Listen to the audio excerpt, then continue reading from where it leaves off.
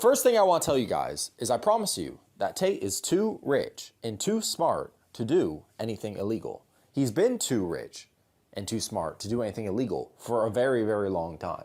As long as I've lived with him, I've never seen him do anything illegal at all in any way, shape, or form. Tate also, because he's foreseen of things, he always knew that this would happen. He's told you guys this would happen. He has many interview clips where he said this would happen.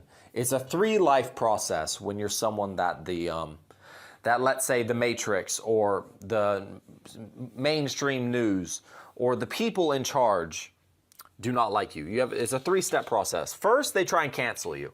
So they tried to cancel Tate. They really did. Unfortunately for them, they failed. So they failed on that end. So if they fail on canceling you, what's the next move? Well, the next move is jail. And by the way, you can see this playbook. They do this playbook with Julian Assange. They do it with credible people. It's what they do. First, they try and discredit you and cancel you, so no one listens to you. If people keep listening to you, then they have to try and discredit you further and try and put you in jail. That's the next move.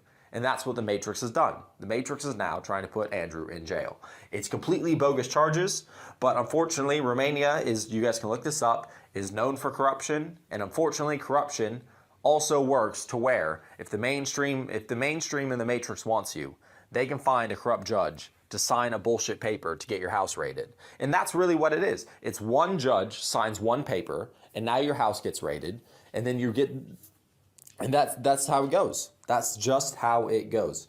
So, obviously that's all in the news now, because that's what it takes to discredit, right? Just the house raid alone is massively discrediting. Julian Assange, right? I don't know if you guys know who that is. He's the WikiLeaks guy who reported a bunch of news that the US government didn't want to get reported. Then one day, out of nowhere, some Swedish girl said that he raped her. And there's no evidence at all that that happened ever. And I'm pretty sure the charges were dropped and it never even went to court. But by then, he ran away and hid in exile in some embassy. He was in that embassy forever. Then they dropped those charges, and they added on some new charges about something about leaking sensitive information, like a sort of terrorist thing. So anyway, that's the playbook they played on Assange. Step 2 done. Will they attempt step 3? Because step 3 is, if they can't cancel you, and if they can't put you in jail, or if jail doesn't ruin your influence, the next thing they do is they kill you. They Epstein you. And Andrew's clearly said on multiple podcasts he will never kill himself. Andrew knew that this would happen eventually. It was always a possibility on the board. It was always, okay, well, we've done well in not getting canceled. We're not going to shut up because we're going to keep changing lives for the better.